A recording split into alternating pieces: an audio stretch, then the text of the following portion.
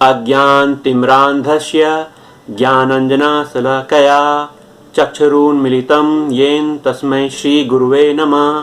हे कृष्ण करुणा सिंधु दीनबंधु जगतपते गोपेश गोपिकाकांत राधाकांत नमस्तुते। तप्त कांचन गौरांगी राधे वृंदावनेश्वरी वृषभानुसुते देवी प्रणमामि हरिप्रिये। वाञ्छाकल्पतरुभ्यश्च कृपा सिंधु एव च पतितानां पावनेभ्यो वैष्णवेभ्यो नमो नमः। श्री राधे। आज के कथा प्रसंग में श्री कृष्ण की बाल चरित पर चर्चा की जाएगी। श्री कृष्ण की बाल चरित बहुत ही मधुर, आनंद देने वाली और श्री कृष्ण में प्रेम बढ़ाने वाली लीलाएं हैं। इन लीलाओं का चिंतन करने से भगवान में अपूर्व प्रेम, अगाध प्रेम बढ़ जाता है।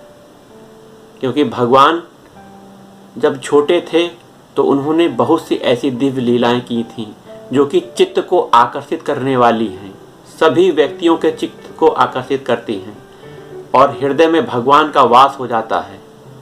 क्योंकि भगवान रस स्वरूप हैं, आनंद स्वरूप हैं, उनकी लीलाएं भी रसमय और आनंदमय हैं। कथा से पहले, प्रसंग से पहले श्री राधा कृष्ण के चरणों में अनन्य शरणागति, अनन्य आश्रय हमारे जीवन का एकमात्र लक्ष्य है। यहाँ अनन्य शरणागति और अनन्य आश्रय की बात की गई है। इस बात में हमें यह बहुत विचार करना है कि अनन्य शरणागति, अनन्य आश्रय में कोई दूसरा आश्रय, दूसरी शक्ति न रह जाए, हमें किसी दूसरे का सहारा न लेना पड़े। हमारा एकमात्र बल, एकमात्र विश्वास, एकमात्र आस श्री कृष्ण और राधा ही हों, उनके युगल चरण ही हों, श्री श्यामा श्याम ही हों। अगर दूसरा आश्रय, दूसरा बल, दूसरा विश्वास आदि रहा तो यह अनन्यता पुष्ट नहीं होगी। श्री कृष्ण ही प्राप्त करना है हमें। यहां श्री कृष्ण ही हमने बोला, राधा नहीं बोला, क्योंकि श्री कृष्ण के हृदय में राधा वास करती हैं। राधा और कृष्ण एक ही हैं, लीला रूप में वह दो हैं। इसीलिए श्री कृष्ण की प्राप्ति अर्थात श्री राधा भी उसमें समाहित हैं। इस बात का ध्यान रखना चाहिए, क्योंकि श्री कृष्ण के हृदय में वास करने वाला जो प्रेम है, जो आह्लाद है, उसका मूर्तिमान रूप श्री राधा ही है। श्री राधा प्रेम की सर्वोच्च अवस्था, महाभाव है। जो महाभाव स्थिति है वह श्री राधा ही है, जो कि प्रेम की सर्वोच्च अवस्था है। और यह सर्वोच्च अवस्था भगवान श्री कृष्ण के हृदय में वास करती है। यह बहुत गुप्त धन है श्री कृष्ण का, जो कि किसी को बताते नहीं हैं, जो कि बहुत बड़े प्रेमी जन हैं, रसिक जन हैं, उन्हीं के सामने यह प्रकट होता है। इसलिए यह गुप्त धन श्री कृष्ण के हृदय में रहता है। इसलिए श्री कृष्ण की जब प्राप्ति होगी तो हमें श्री राधा जी के चरणों का प्रेम भी प्राप्त होगा। हमें यही प्रार्थना करनी है, हे राधा कृष्ण, हमें आपके चरणों का प्रेम प्राप्त हो, आपकी सेवा प्राप्त हो, हम नित्य प्रतिपल आपको सुख देने के लिए कार्य कर सके। हमारे अपने सुख की कोई इच्छा ना रहे, ना हमारी कोई चाह रहे। क्योंकि अगर हमारी कोई चाह होती है तो वह प्रेम नहीं होगा, वह तो दूषित कामना ही हो गई। हमें ऐसा प्रेम दो जिससे हे प्रभु, हे राधा कृष्ण, हम आपके सुख की कामना कर सके, आपको सुखी करने के लिए कार्य कर सके। हमारी प्रत्येक चेष्टाएं, हमारा प्रत्येक कर्म आपके लिए हो, कि हम क्या करें कि आप प्रसन्न हो सके। ऐसे ही हमें ज्ञान दो, हमें विवेक दो। इस तरह की भावना, इस तरह की प्रार्थना भगवान श्री राधा कृष्ण के चरणों में हमें करनी है। जब हम प्रार्थना करेंगे तो भगवान उस प्रार्थना को जरूर सुनेंगे। और भगवान की जब अहेतु की कृपा होगी तो हमें वो जो हमने मांगा है, भगवान श्री राधा कृष्ण का अनन्य प्रेम, उनकी सेवा, अपनी किसी कामना इच्छा को त्याग कर हमें भगवान प्रदान करेंगे। परंतु हम आज संसार में अपनी ही इच्छा की पूर्ति कर रहे हैं, अपने भोग विलास की पूर्ति कर रहे हैं। हमें तो पता ही नहीं है कि श्री कृष्ण कौन है, श्री राधा कौन है, उनका दिव्य प्रेम क्या है। हम तो प्रेम को बस अपनी इच्छा की पूर्ति करना मानते हैं।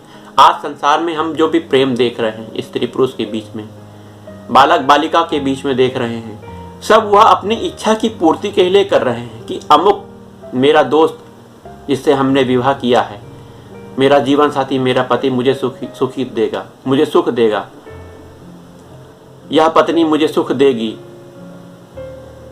परंतु अगर आप प्रेम करते हैं तो प्रेम का सीधा सा अर्थ है कि आप जिससे प्रेम कर रहे हैं उसके सुख के लिए हर कार्य करना।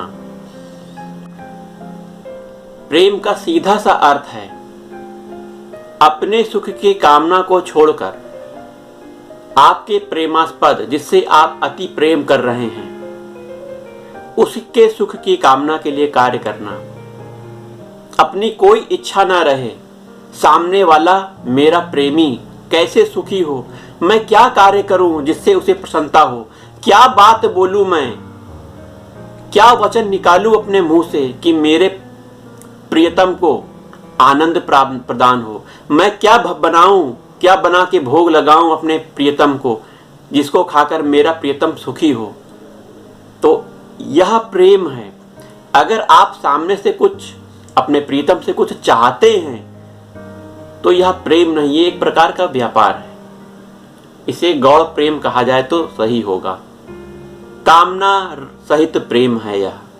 कामना रहित प्रेम श्रेष्ठ प्रेम कहा जाता है। यहां हमें भगवान से कामना रहित प्रेम की बात करनी है। किसी प्रकार की कोई कामना नहीं, केवल भगवान श्री कृष्ण प्रसन्न हो। हमें यह भी शक्ति मिले भगवान से कि हम उनको सुखी करने के लिए उनके मन में क्या कामना है, भगवान श्री राधा कृष्ण की क्या कामना है, उनको कैसे हम प्रसन्न कर सके, यह शक्ति हमें प्रदान करें भगवान। हम उनके भाव को समझ पाएं, अर्थात उनके भाव को समझकर उनको सुखी करने के लिए वह कार्य करें जिससे भगवान प्रसन्न हो सके। तो भगवान की प्रसन्नता में हमें अपने जीवन को चलाना है, न कि अपनी प्रसन्नता में।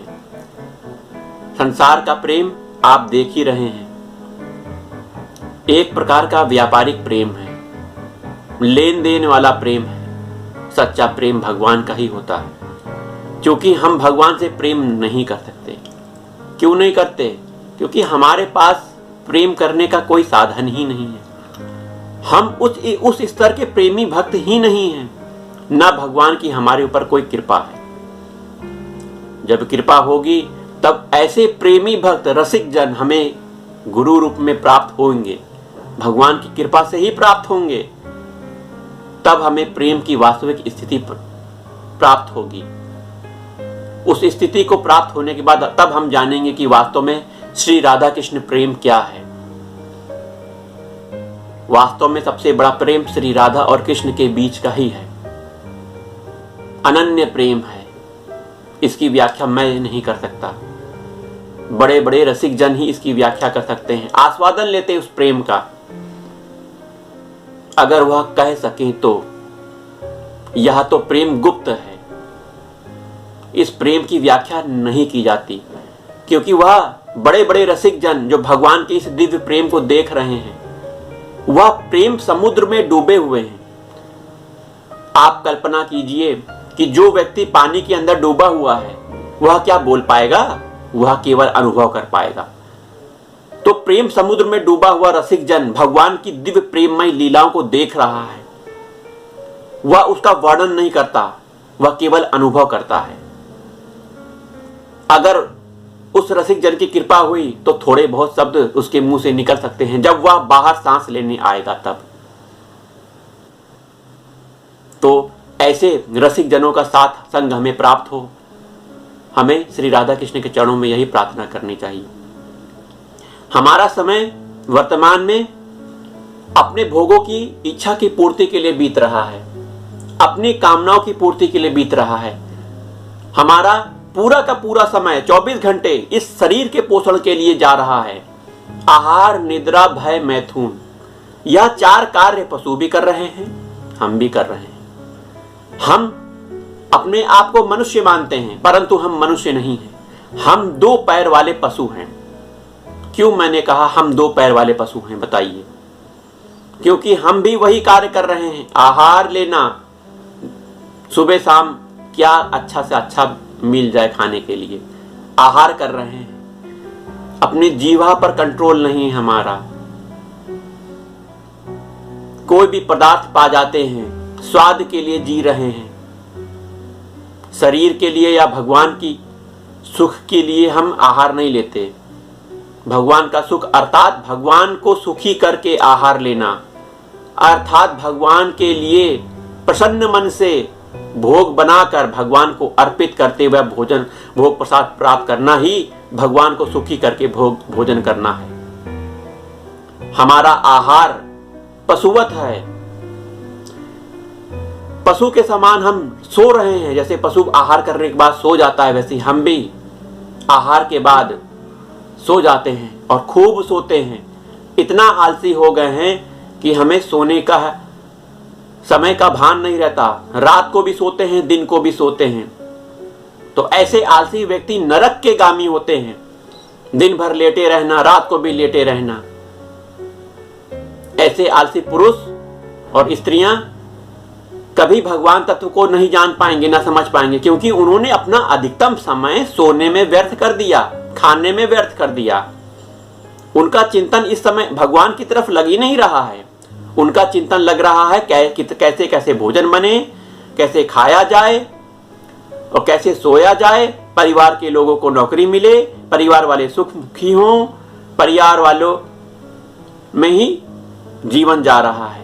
जबकि मनुष्य जीवन का उद्देश्य ये नहीं है, भगवत प्राप्ति उद्देश्य है। तो आहार निद्रा हो गया, भय, अपनी चिंता होती है, जानवरों को भी होती है, मनुष्यों को भी होती है। इस चिंता के कारण धन कमाता है व्यक्ति, कठिन से कठिन परिश्रम करता है और धन कमाने के बाद घर बनाता है, बैंक बैलेंस रखता है, भविष्य के लिए धन इकट्ठा करता है। तो यह चिंता, आहार निद्रा, भय, मैथुन, चौथा मैथुन करते हैं, पशुवत मैथुन करते हैं। मनुष्य बच्चे पैदा करते हैं, सृष्टि तो चल रही है, परंतु मनुष्य 4 कार्य में ही लिप्त है। 5वां कार्य उसे आता ही नहीं है। कैसे हमें यह मनुष्य जीवन प्राप्त हुआ है? बहुत दुर्लभ मनुष्य जीवन है। मनुष्य ही विवेकी व्यक्ति है। जानवर, पशु लोग विवेक को धारण नहीं करते। पशु को बताया जाएगा कि तुम शरीर नहीं आत्मा हो, पशु नहीं समझ पाएंगे, परंतु हम मनुष्यों को बताया जाएगा तो हम मनुष्यों में से कुछ लोग तो मानेंगे ही कि हम शरीर नहीं आत्मा हैं। तो हमें अपने आत्मा के कल्याण के लिए कार्य करना है। नहीं, आज इतना घोर कलयुग आ गया है कि हम अपनी आत्मा को क्या, अपने आप को नहीं जान पा रहे हैं। हम केवल अपने शरीर की भोग की इच्छा की पूर्ति के लिए कार्य कर रहे हैं।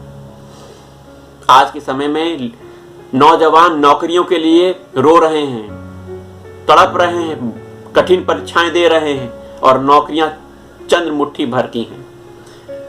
कितना घोर कलयुग है। लोग धन कमाने के लिए कितना प्रयास कर रहे हैं। धन प्राप्त होने के बाद उनको क्या होगा? वह अपनी भोग की इच्छा की पूर्ति करेंगे, विवाह करेंगे, शादी करेंगे, घर बनाएंगे, सब कुछ करते हुए भगवान को भूले रहेंगे। सबसे बड़ी गलती यही है। सबसे बड़ी गलती भगवान को भूल जाना, यही पाप है। और भगवान का चिंतन, भगवान का नाम स्मरण, यही पुण्य है। तो मनुष्य पाप कर रहा है। क्यों? क्या पाप कर रहा है? क्योंकि वह भगवान को भूला है। भगवान को भूलकर संसार को अपना माया मान रहा है। माया क्या है? माया भ्रम है, मोह है, अज्ञान है, यही माया है। इस माया में वह घूमता फिर रहा है कि यह मेरा है, यह मेरा है, मुझे यह प्राप्त करना है, इसके लिए जी जान लगा दिया। परंतु जिसको वास्तविक रूप से प्राप्त करना है, अर्थात श्री कृष्ण के चरणों की प्रीति प्राप्त करनी है, उसको वह भूला हुआ है। तो हमें आज अपने आप को पशुवत जीवन से ऊपर उठाना है। पशु सोच विचार नहीं करते, भगवान ने वह शक्ति उन्हें नहीं दी है, परंतु हम मनुष्यों को तो वह शक्ति दी है, विवेकशीलता दी है कि हमें इस मनुष्य जीवन को प्राप्त होने के बाद क्या करना है। हमें भगवत प्राप्ति करनी है। शुरुआत में ही हमने कहा है श्री राधा कृष्ण के चरणों की अनन्य शरणागति, अनंत शरणागति में हमको क्या करना है? भगवान से यही कहना है कि हे प्रभु, मैं आपका हूं, आपके चरणों का दास हूं। मन से यह स्वीकार करना है, मन से यह स्वीकार करना है। भगवान के नाम और भगवान में किंच मात्र अंतर नहीं है। भगवान का नाम का स्मरण मुंह से जाप, इस जीवा से जाप करना है। भगवान का नाम हमें वह परम पद प्रदान कर देगा जो हम इस मनुष्य जीवन में चाहते हैं, जिसके हम अधिकारी हैं। अगर हमने यह मनुष्य जीवन सार्थक नहीं किया तो हमारी क्या दुर्गति होगी, जरा सोचिए। जब हम इस शरीर को छोड़ेंगे तो हमारे अंदर बैठी हुई जो आत्मा है वह दूसरा शरीर धारण करेगी। दूसरा शरीर हमारे इस जीवन के कर्म के अनुसार धारण करेगी। हमारा जीवन तो पूरा भोग विलास में ही बीत गया, हमारा चिंतन बना नहीं। भगवान से हमने केवल और केवल व्यापार किया। जो हम सवेरे पूजा पाठ करते हैं, रात को आरती वारती करते हैं ना, सब झूठा है, नाटक है ये सब।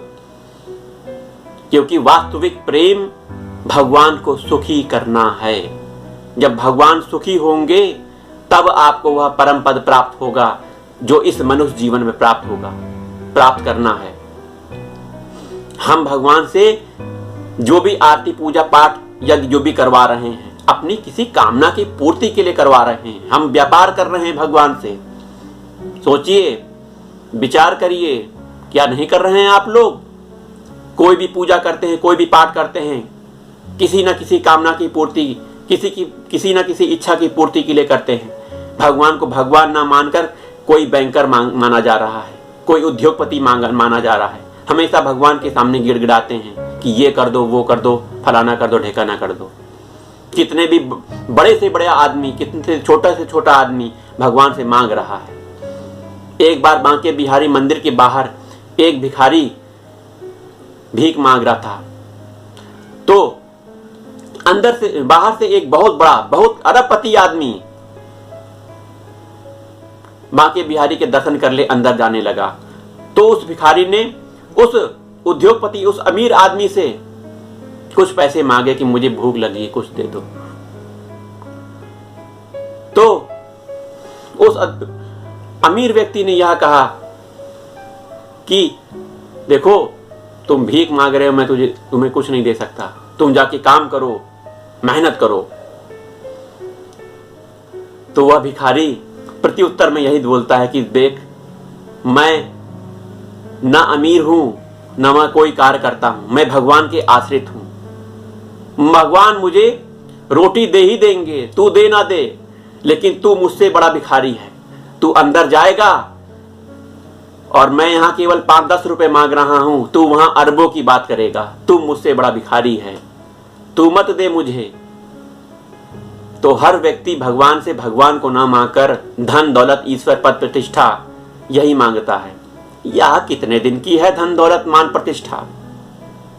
कितने दिन की है बताइए? अरे कुछ समय की है, जब तक आपका शरीर है तब तक है। इसके बाद फिर आपको दूसरा शरीर मिलेगा जो कि पशु का होगा, पेड़ पौधों का होगा। अगर अच्छे कर्म होंगे तो स्वर्ग जाएंगे, फिर इसी धरती लोक में आएंगे, और अच्छे कर्म होंगे तो ब्रह्मलोक तक पहुंच जाएंगे, फिर इस धरती पे आएंगे। आपकी मुक्ति तो होगी ही नहीं। तो मुक्ति के लिए क्या करना है? इस मनुष्य जीवन को सार्थक बनाने के लिए क्या करना है? वही पहली बात जो मैंने कही, भगवान राधा कृष्ण के चरणों की अनन्य आश्रय, अनन्य शरणागति। दूसरा कोई आश्रय ना रहे। नित्य प्रतिपल यही सोच विचार रहे हमारे मन में, यही चिंतन रहे कि मैं भगवान का हूं। मेरे पास जो कुछ भी है उस कर्तव्य को वो करते हुए, वह सब कुछ भगवान के चरणों में अर्पित करते हुए, यह सब भगवान का है बोलकर हमें अपने आप को तन मन धन भगवान को अर्पित करते हुए इसका भोग करना है, छोड़ नहीं देना है। भगवान की प्राप्ति के लिए 2 मार्ग बताए गए हैं, एक संन्यास मार्ग, एक गृहस्थ मार्ग। दोनों मार्गों से भगवान की प्राप्ति हो सकती है। भगवान दोनों मार्ग के सच्चे प्रेमी भक्तों को बहुत प्रेम करते हैं, उन्हें वो गति प्रदान करते हैं जो बड़े बड़े साधु महात्माओं को भी नहीं प्राप्त होता। जो भगवान का अनन्य हो गया, भगवान का शरणागत हो गया, उसे सब कुछ मिल सकता है।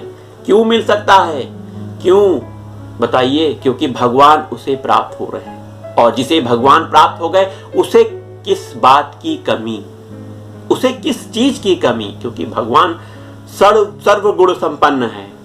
भगवान का जीवन व्यक्ति के जीवन में आते ही उस आनंद की प्राप्ति होती है, उस व्यक्ति के जीवन में उस सुख की प्राप्ति होती है जो वह सुख उसने कभी नहीं प्राप्त किया। तो इस सुख की प्राप्ति के लिए हमें नित्य प्रतिपल भगवान की शरणागति लेते हुए भगवान का नाम का जाप करना है। हमें भगवान की कृपा प्राप्त होगी, गुरु रूप में प्राप्त होगी, और गुरु के आशीर्वचन के द्वारा हम इस मनुष्य जीवन को सार्थक बनाएंगे। मनुष्य जीवन को सार्थक बनाना ही हमारे जीवन का उद्देश्य है। श्री कृष्ण प्राप्ति ही हमारा उद्देश्य है। अतः श्री राधा कृष्ण के चरणों में प्रणाम करते हुए श्री कृष्ण की बाल लीलाओं पर चर्चा करते हैं। श्री कृष्ण का नामकरण संस्कार हो गया था। अब श्री कृष्ण के पिताजी नंद बाबा और गांव के अन्य बुजुर्ग लोगों ने यह देखा कि इस गोकुल में बहुत उत्पात हो रहे हैं, श्री कृष्ण को मारने के लिए बहुत से राक्षस आ रहे हैं। अतः उन्होंने यह योजना बनाई कि यहां से हट के कहीं दूसरे अन्यंत्र जगह में जाकर रहना चाहिए सभी लोगों को। सभी लोगों की सहमति होकर सब लोग गोकुल से वृंदावन के लिए प्रस्थान कर गए। अब श्री कृष्ण भगवान बालपल में जो लीलाएं कर रहे हैं उसमें भगवान कभी कभी गोपियों के फुसलाने से साधारण बालकों के समान नाचने लगते हैं, कभी कभी भोले भाले अनजान बालकों की तरह गाने लगते हैं। वे उनके हाथ की कठपुतली उनके सर्वथा अधीन हो गए।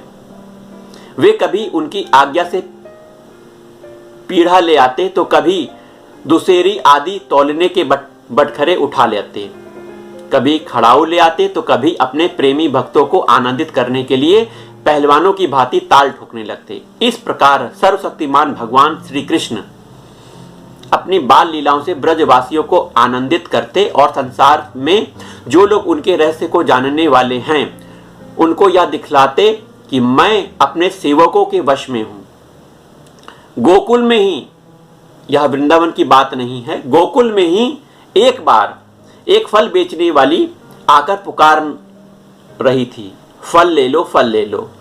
यह सुनते ही समस्त कर्म और उपासनाओं के फल देने वाले भगवान अच्युत फल खरीदने के लिए अपनी छोटी छोटी अंजलि में अनाज लेकर दौड़ पड़े। उनकी अंजलि में अनाज तो रास्ते में ही बिखर गया, पर फल बेचने वाली ने उन्हें दोनों हाथ में फल भर दिए। भगवान इससे अत्यंत प्रसन्न हो गए और इस प्रसन्नता के द्वारा भगवान ने उस फल बेचने वाली की टोकरी को रत्नों से भर दिया।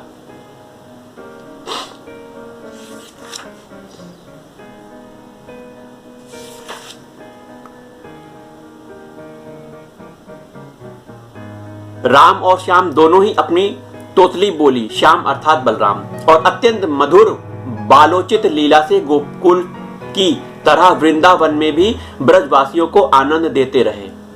थोड़े ही दिन में समय आने पर दोनों बछड़ा चढ़ाने लगे। दोनों ग्वाल बालों के साथ खेलने के लिए बहुत सी सामग्री लेकर वे घर से निकल पड़ते और गाय के रहने के स्थान अर्थात गोष्ठ के पास ही अपनी बछड़ों को चराते।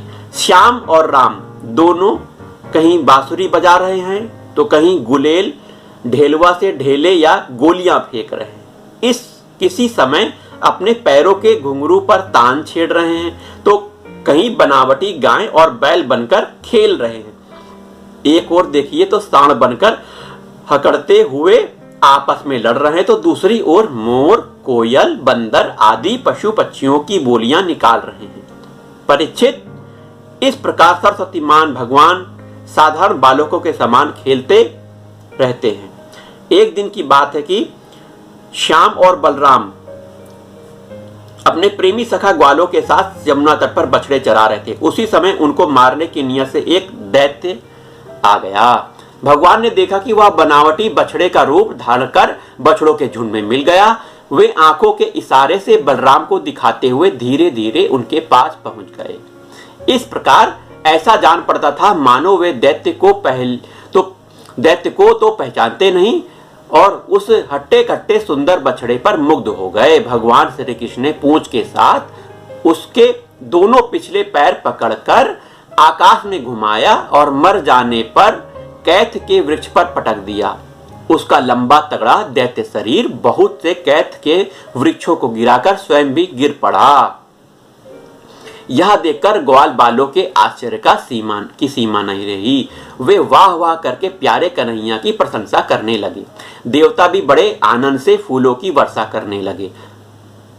परीक्षित, जो सारे लोगों के एकमात्र रक्षक हैं, वे ही श्याम बलराम अब वत्सपाल बने हुए हैं। वे तड़के ही उठकर कलेवे की सामग्री ले लेते, बछड़ों को चराते हुए एक वन से दूसरे वन में घूमा करते।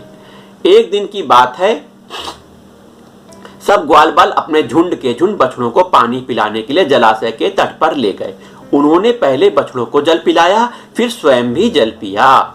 ग्वाल बालों ने देखा वहां एक बहुत बड़ा जीव बैठा हुआ है। वह ऐसा मालूम पड़ता है मानो इंद्र के वज्र से कटकर कोई पहाड़ का टुकड़ा गिरा हुआ है।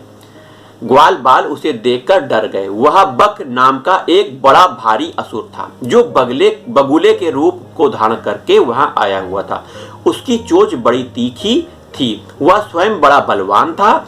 उसने झटपट श्री कृष्ण को निगल लिया। जब बलराम आदि बालकों ने देखा कि वह बड़ा भारी बगुला श्री कृष्ण को निगल गया है, तब उनकी वही गति हुई जो प्राण निकल जाने पर इंद्रियों की होती है। सभी ग्वाल बाल अचेत हो गए। परीक्षित, श्री कृष्ण लोक पितामह ब्रह्मा के पिता हैं। वे लीला से गोपाल बालक बने हुए हैं। जब वे बगुले के तालू के नीचे पहुंचे, तब वे आग के समान उसका तालू जलाने लगे। अतः उस दैत्य ने श्री कृष्ण के शरीर पर बिना किसी घाव किए ही झट पर उन्हें उगल दिया। फिर बड़े क्रोध से अपने कठोर चोट से उन पर चोट करने के लिए टूट पड़ा। कंस का सखा बकासुर अभी भक्त वत्सल भगवान श्री कृष्ण पर झपट ही रहा था कि उन्होंने अपने दोनों हाथों से उसके दोनों ठोर पकड़ लिए। ग्वाल बालों के देखते देखते खेल खेल में ही उसे वैसे ही चीर डाला जैसे कोई वीरण को चीर डाले। वीरण मतलब गांडर, जिसका जड़ का खस होता है। इससे देवताओं को बड़ा आनंद हुआ। सभी देवता भगवान श्री कृष्ण पर नंद वन के बेला, चमेली आदि के फूल बरसाने लगे। नगारे, शंख आदि बजाकर स्रोतों के द्वारा उनको प्रसन्न करने लगे। यह सब देखकर सबके सब ग्वाल बाल आश्चर्यचकित हो गए। जब बलराम आदि बालकों ने देखा श्री कृष्ण बगुले के मुंह से निकलकर हमारे पास आ गए हैं, तब उन्हें ऐसा आनंद हुआ मानो प्राणों के संचार से इंद्रियां सचेत और आनंदित हो गई। सबने भगवान को अलग अलग गले लगाया। इसके बाद अपने अपने बछड़े हाँककर सब ब्रज में गाए। वहां उन्होंने घर के लोगों को सारी घटना कह सुनाई। परीक्षित, बकासुर के वध की घटना सुनकर सबके सब गोप आश्चर्यचकित हो गए। उन्हें ऐसा जान पड़ा जैसे कन्हैया साक्षात मृत्यु के मुख से ही लौटा हो। वे बड़ी उत्सुकता, प्रेम और आदर से श्री कृष्ण को निहारने लगे। उनके नेत्रों की प्यास बढ़ती ही जाती थी। किसी प्रकार उन्हें तृप्ति न होती। वे आपस में कहने लगे, हाय हाय, यह कितनी आश्चर्य की बात है। यह बालक को कई बार मृत्यु के मुंह में जाना पड़ा, परंतु जिन्होंने इसका अनिष्ट करना चाहा उन्हीं का अनिष्ट हुआ, क्योंकि उन्होंने पहले से ही दूसरे का अनिष्ट किया था। यह सब होने पर वे भयंकर असुर इसका कुछ भी नहीं बिगाड़ पाते। आते हैं इसे मार डालने की नियत से, किंतु आग पर गिरकर पतिंगों की तरह उल्टे स्वयं स्वाहा हो जाते हैं। सच है, ब्रह्मवेत्ता महात्माओं के वचन कभी झूठे नहीं होते। देखो ना, महात्मा गर्गाचार्य ने जितनी बातें कही थीं, सबकी सब 16 आने ठीक उतर रही हैं। नंद बाबा आदि गोपगण इस प्रकार बड़े आनंद से अपने श्याम श्याम की बातें किया करते। वे उनमें इतने तन्मय रहते कि उन्हें संसार के दुख संकटों का कुछ पता न चलता। इसी प्रकार श्याम बलराम ग्वाल बालों के साथ कभी आंख में चौनी खेलते, तो कभी पुल बांधते, कभी बंदर की भांति उछलते कूदते, तो कभी कोई विचित्र खेल करते। इस प्रकार बालोचित खेल से उन दोनों ने ब्रज में अपनी बाल्यावस्था व्यतीत की। शेष चर्चा आगे। जय जय श्यामा, जय जय श्याम, जय जय श्री वृंदावन धाम। जय जय श्यामा, जय जय श्याम, जय जय श्री वृंदावन धाम। मेरी श्यामा मेरो श्याम, मेरी श्यामा मेरो श्याम, मेरो श्री वृंदावन धाम। जय जय श्यामा, जय जय श्याम, जय जय श्री वृंदावन धाम।